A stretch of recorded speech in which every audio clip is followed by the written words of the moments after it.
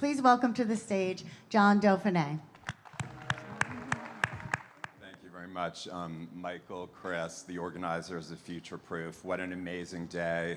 Southern California never disappoints, and it's actually great to be here to talk about our pro bono mission. The first thing I would ask, how many of you have heard of the Foundation for Financial Planning? Can I see a show of hands?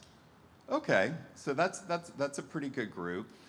For those of you who don't know us, we are the nation's leading nonprofit charity whose mission is expand pro bono financial planning and advice to underserved folks who normally couldn't access that service.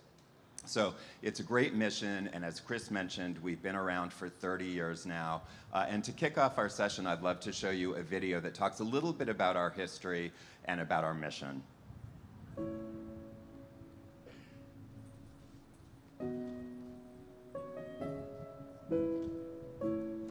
So many families go through like huge financial trouble. My son was diagnosed with leukemia at the age of 3. I was living paycheck to paycheck. I would go like the whole week, really having not much to eat. One test led to another, and he was diagnosed with stage 4 colon cancer. A lot of our veterans have financial issues. You can quickly come into this mountain of debt. Financially, it was just a mess. Just trying to survive, just in the straight survival mode.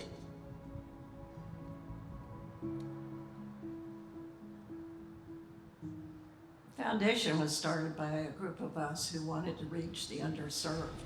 Like the legal profession, we wanted to help those less fortunate than us that we weren't seeing in our daily practices. And these are people from all walks of life, but many are from especially vulnerable groups like domestic violence survivors, people with cancer and serious illness, wounded veterans, military families. These people really benefit from ethical fiduciary advice.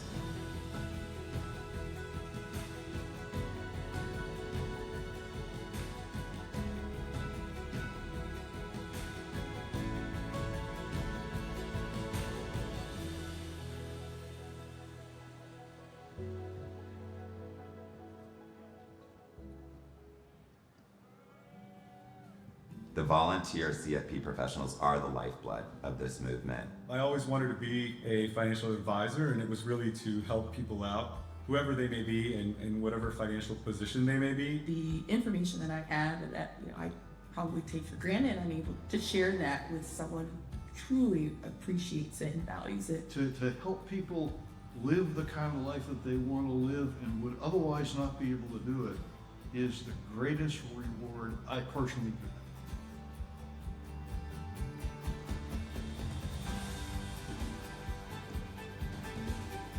If you go through the financial planning process, you can climb that mountain and you can reach the top and you can overcome that debt and work your way back down. It really is an incredible program that was incredibly helpful. I'm no longer just surviving, I feel like I'm thriving. We have lofty goals for the future. By 2030, we will see 1/3 of CFP professionals doing pro bono service. And that will mean more than 100,000 families each year are getting access to ethical fiduciary financial advice and planning. I'm really excited about what we've accomplished over the last 30 years with the help of over 50 corporations and thousands of individual planners. But we have so much more to do and so many more people to reach. I hope you'll join me in giving more.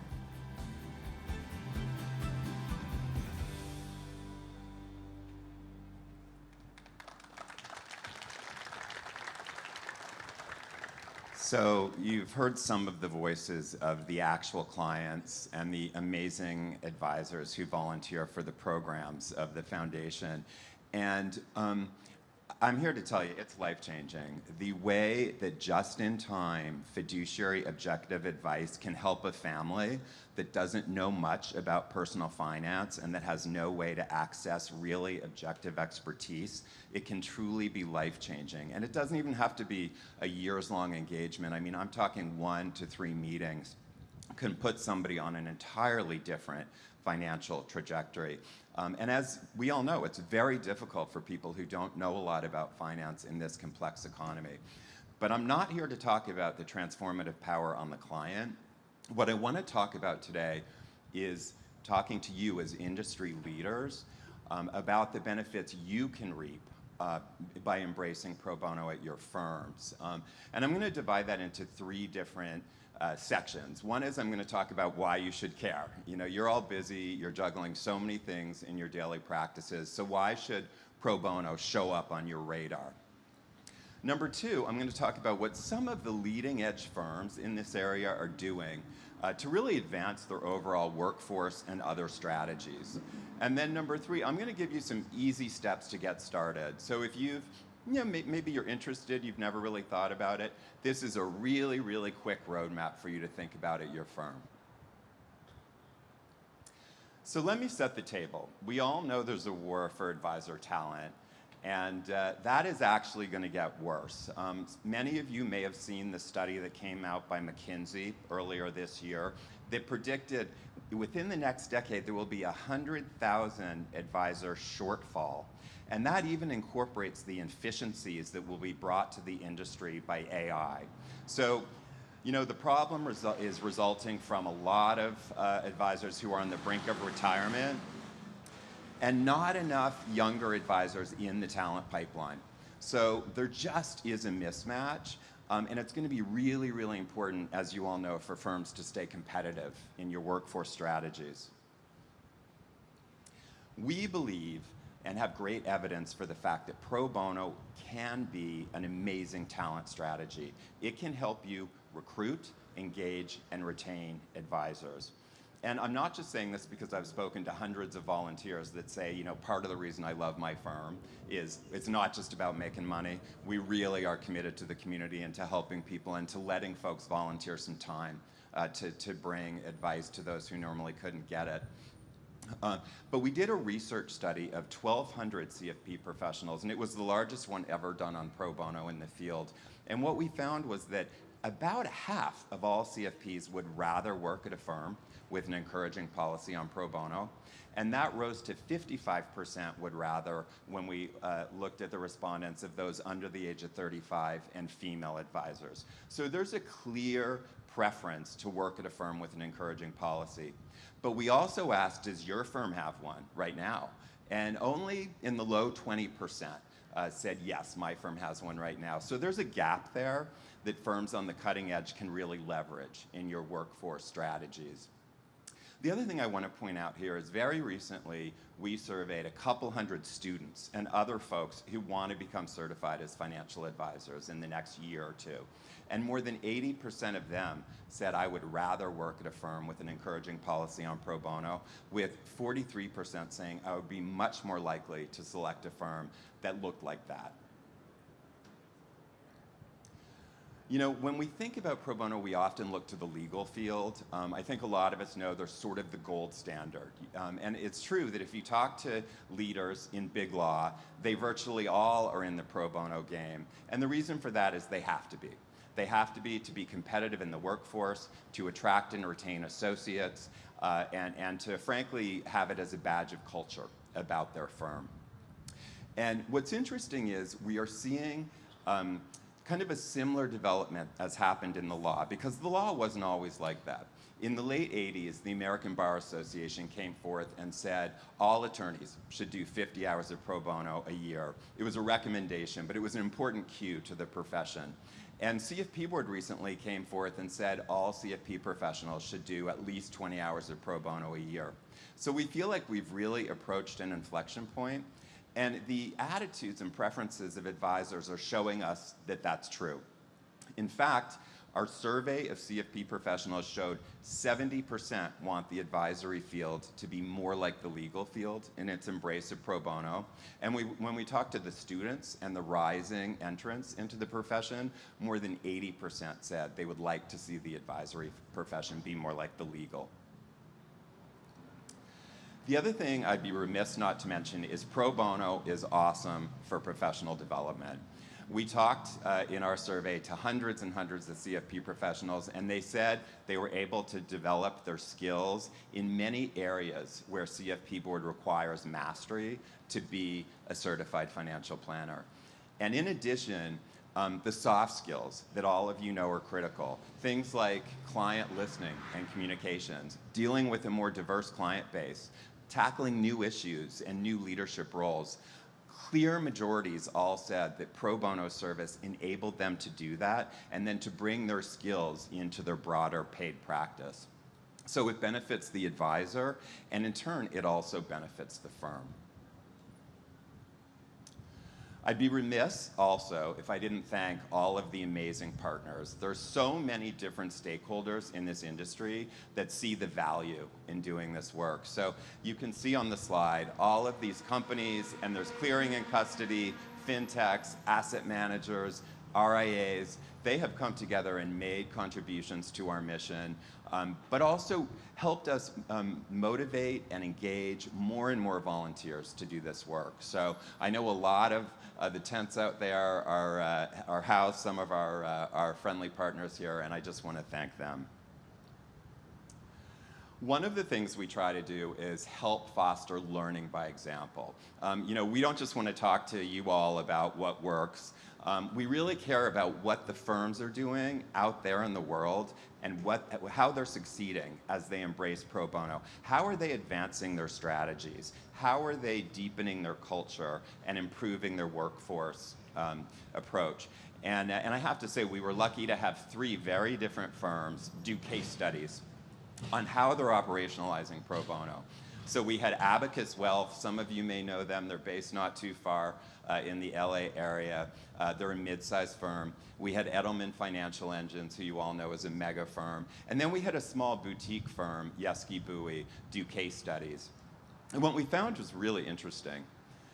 If you look at Abacus, for example, they have been very intentional in connecting pro bono to their core values as a firm, to their overall culture, but also, really importantly, to their employer brand. And they're known in the industry, actually, to have a very strong employer brand, and their giving back and pro bono component is a really, really strong part of that.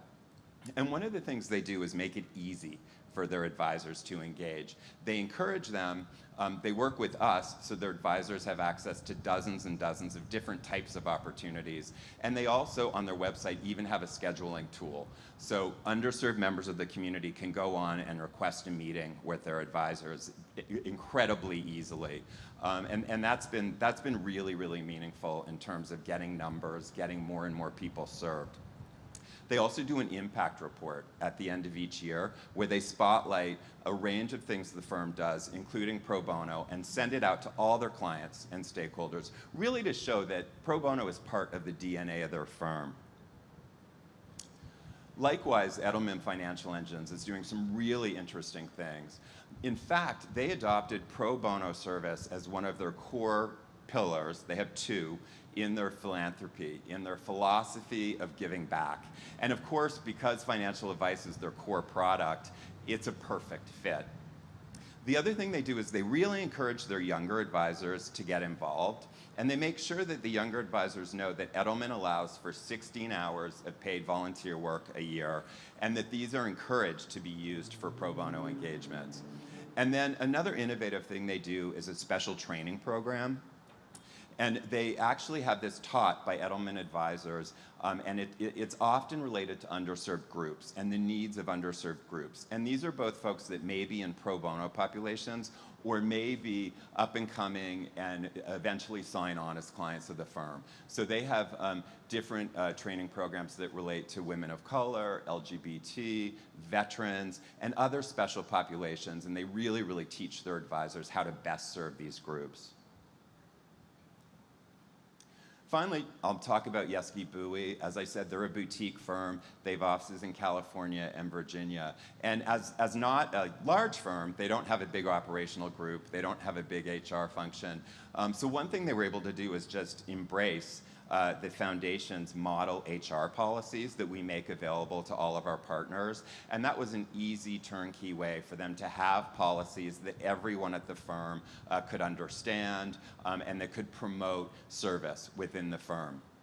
The other thing Yeski Bui does, which I think is really interesting, is they let all of their advisors know that they support CFP Board's recommendation to serve at least 20 hours of pro bono a year, and that's automatically approved for all advisors to do. And if an advisor wants to do more, they just have to ask. And in fact, a lot of Yeski Bui advisors do much more pro bono, even on company time.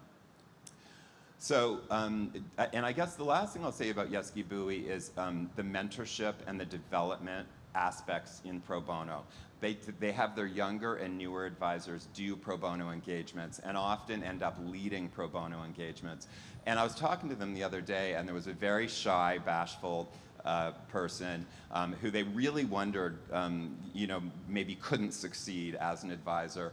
But in doing pro bono, she absolutely flourished, and now she's very successful in her paid client relationships as well.